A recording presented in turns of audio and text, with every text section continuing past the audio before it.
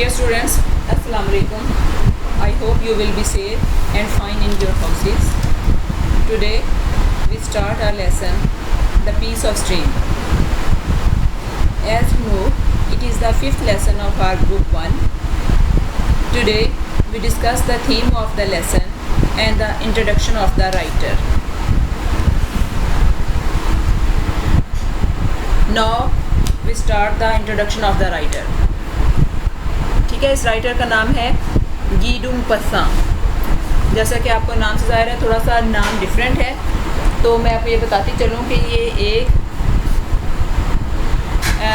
Spanish writer है, French writer है, तो इस वजह से इसका नाम थोड़ा सा डिफरेंट है। Guy de Maupassant was born on August 5th, 1850. He was 19th century French author. He was master of short story writing. He was representative of naturalist school. He was died on July 6th, 1893. ये तो था थोड़ा सा introduction गी de मौपाससांट का। Next हम देखते हैं कि हमारा लेसन क्या है। जैसे कि आपको पता है कि हम अपना लेसन जब पढ़ेंगे तो हम उसको टोटल लेसन को ट्रांसलेट करेंगे, क्योंकि आपकी बुक 1 से आपको पैसेज आना होता है जिसको आपने ट्रांसलेट करना होता है पेपर में, तो हम उसका डिटेल से ट्रांसलेट करेंगे। लेकिन उससे पहले आपको एक आउटलाइन ऑफ द स्टोरी मैं बता दूं कि सारी स्टोरी में क्या है। ये स्टोरी जो है ये एक मॉरल स्टोरी आप कह सकते हैं कि इस हर जो शॉर्ट स्टोरी होती है, मोस्टली जो शॉर्ट स्टोरीज होती हैं उनमें कोई ना कोई एंड पे मॉरल लेसन होता है। इसी तरह से इस स्टोरी में है कि किसी शख्स पर तोहमत नहीं लगानी चाहिए। अगर आप किसी शख्स पर तोहमत लगाते हैं और वो प्रूव नहीं होती तो वो बंदा कितना डिसहार्ट हो सकता है ये आप सोच नहीं सकते। बीइंग अ मुस्लिम आपको पता है कि हमारे मज़हब में भी किसी पर तोहमत लगाने का कितना गुनाह है। तो ये भी जो आपका लेसन है ये कुछ इसी किस्म का है कि आप जब बग़ैर किसी तहकीक के किसी शख्स पर तोहमत लगाते हैं तो इसका नतीजा जो है तबाही की सूरत में निकलता है, और बाज़ औक़ात सीवियर कंडीशन इस कदर हो जाती है कि वो शख्स मौत के मुँह में चला जाता है, जैसे कि स्टोरी में हुआ। ठीक है, तो सबसे पहले जो Hittite was the market day, तो एक जगह का जिक्र किया गया है जहाँ पर कुछ लोग जमा थे जो कि अपनी ख़रीदो फ़रोख्त के सिलसिले में आए हुए थे। जब सारी ख़रीदो फ़रोख्त हो चुकी तो वो लोग सारे के सारे जो हैं एक हॉल में जमा हो गए, जहाँ पर उनके लिए एक बड़ा अच्छा उम्दा किस्म का खाना तैयार था और वो लोग वहाँ पर खाना खाने लगे। इसी दौरान क्या होता है, इम्पॉर्टेंट अनाउंसमेंट होती है। अनाउंसमेंट किस चीज़ की होती है कि उसके जो सहन होता है उस हॉल का, उसमें ढोल बजना शुरू होता है, और जब वो ढोल बजता है तो सारे लोग अलर्ट हो जाते हैं, और जो ड्रम बीटर है वो अनाउंसमेंट करता है कि एक शख्स है जिसका नाम मिस्टर जेम्स है, उसका जो एक पर्स है वो जो है वो गिर गया है कहीं पर सुबह 9 और 10 बजे के दरमियान। जिस शख्स को मिले वो शख्स उठाए या जिस शख्स ने उठाया है वो उसको मिस्टर जेम्स या मिस्टर मेयर के पास पहुंचा दे, और वो उसको बताता है कि उसमें 500 शेलिंग्स हैं और उसमें कुछ कारोबारी कागजात हैं जो कि उसके लिए बड़े इम्पॉर्टेंट हैं।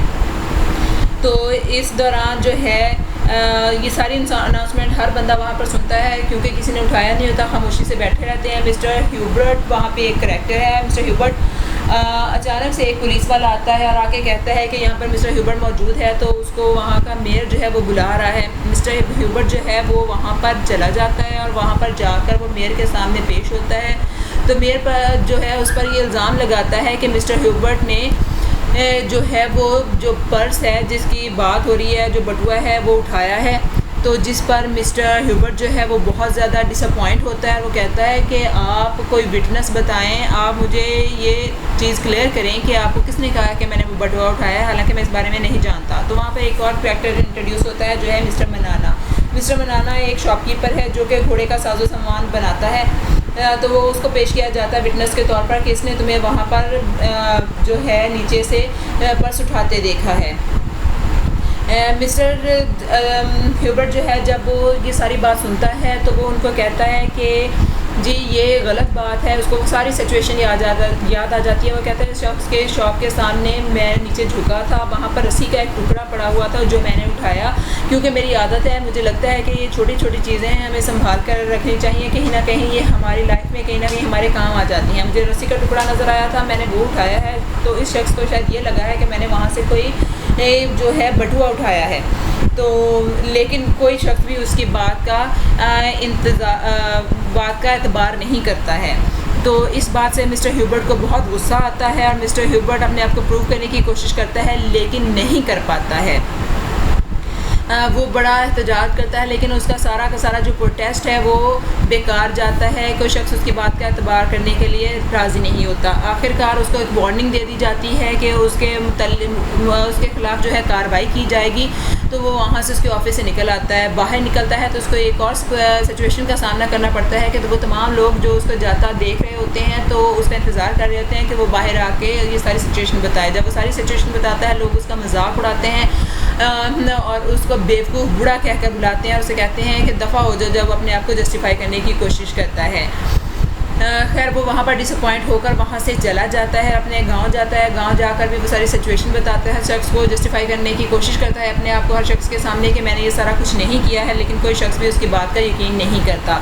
इसी दौरान एक और जो करैक्टर है वहाँ पर इंट्रोड्यूस होता है, वो है मिस्टर जॉर्ज का करैक्टर। मिस्टर जॉर्ज जो है वो पॉकेट बुक जो है वो बटुआ लेकर मिस्टर जेम्स के पास पहुँच जाता है और वो वहाँ पर बताता है कि मुझे ये बटुआ जो है मार्केट के रास्ते में ये मिला था, क्योंकि मैं पढ़ा लिखा नहीं था, तो ये मैंने अपने ऑनर को दे दिया था, अब मैं ये आपको वापस करने आया हूँ। तो तमाम जो उसमें चीज़ें मौजूद होती हैं उन समेत उसको वापस कर देता है। ये बात जो है जंगल की आग की तरह हर तरफ फैल जाती है और ये मिस्टर ह्यूबर्ट तक भी पहुँच जाती है।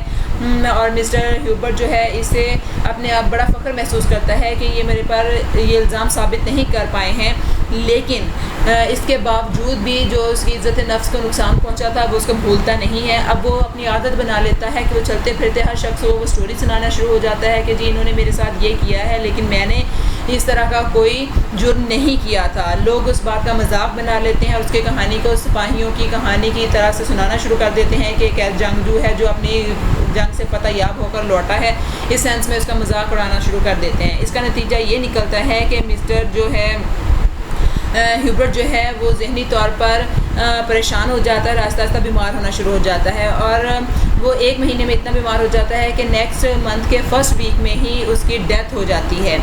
लेकिन वो अपनी जो है बेगुनाही साबित लोगों के सामने नहीं कर पाता है।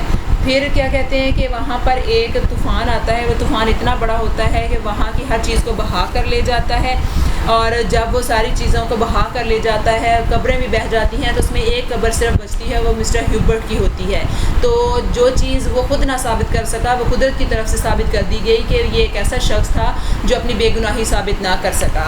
तो बाद में उसकी कब्र जो है उस पर वो लिखा जाता है। लोगों को जब साबित हो जाता है कि शख्स वाकई सच्चा था, इतना नुकसान हो गया, हर चीज़ बह गई, तो लोग जो है फिर इस बात का मान लेते हैं, इस बात का यकीन कर लेते हैं कि मिस्टर ह्यूबर्ट एक सच्चा इंसान था, उसने कोई जुर्म नहीं किया था। तो उसकी कब्र पर लिखा जाता है कि here lies a man who would not prove his innocence but the flood prove it, कि एक ऐसा इंसान जो अपनी ज़िंदगी में तो अपनी इनोसेंस को, अपनी मासूमियत को साबित ना कर सका, लेकिन एक सैलाब ने उसकी मासूमियत को साबित कर दिया। ठीक है, ये इसकी टोटल स्टोरी है। अब नेक्स्ट लेक्चर से हम इसकी ट्रांसलेशन स्टार्ट करेंगे और साथ इसके सिनोनिम करेंगे। आज तक के लिए इतना ही। अब इसमें कुछ मेन थीम्स डिस्कस हुए हैं और जो मेन थीम्स डिस्कस हुए हैं वो ऑलमोस्ट 4 बनते हैं। पहला थीम है इनह्यूमैनिटी का।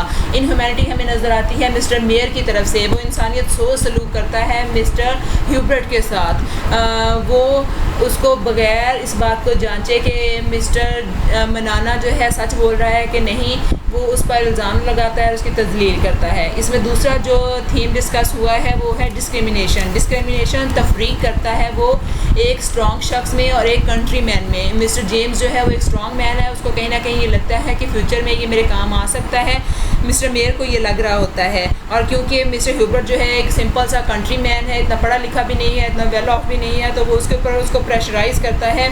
और ये यहाँ पर एक तफरीक नज़र आती है रिच पीपल के दरमियान और पुअर पीपल के दरमियान। तीसरा इसमें जो मेन थीम डिस्कस हुआ है वो पार का है। यहाँ पर पावर नज़र आती है मिस्टर मेयर की, वो अपनी जब अथॉरिटी है, या मिस्टर जेम्स की, वो अपनी अथॉरिटी को इस्तेमाल करते हैं। सबसे यहाँ पर बड़ी जो पावर यूज़ हुई है वो पावर ऑफ नेचर है, कि जब इंसान अपनी बात को साबित नहीं कर पाता तो कुदरत उसकी बात को साबित कर पाती है। वो जो सैलाब का आना है वो पावर ऑफ नेचर थी जिसने उस पर लगी हुई तहमत को धो डाला। इसमें जो लास्ट थीम हम कह सकते हैं वो फुलिशनेस का थीम है, और वो foolishness on the side of mister Hubert है। जब उसका जो जुर्म है साबित नहीं हुआ था तब भी, और जब वो साबित हो गया कि इस शख्स ने उसका बटुआ नहीं चुराया तब भी, वो मुसलसल इस कश्मकश में रहा कि वो लोगों को ये प्रूव कर सके, ये जस्टिफाई खुद को कर सके कि मैंने ये जुर्म नहीं किया, लेकिन वो शख्स ये नहीं कर सका, और बार बार ऐसा करने की वजह से वो खुद थोड़ा जहनी अमराज का शिकार हो गया, खुद जहनी तौर पर बीमार हो गया, और ये चीज़ ने उसकी सेहत पर इतना नुकसान पहुँचाया कि वो आखिरकार मर गया। तो ये 4 मेन थीम्स बनते हैं जो इस सारी स्टोरी में डिस्कस किए गए हैं। अब नेक्स्ट लेक्चर से फिर हम इसकी टेक्स्ट स्टार्ट करेंगे और इसको ट्रांसलेट करेंगे। तब तक के लिए अल्लाह हाफिज़।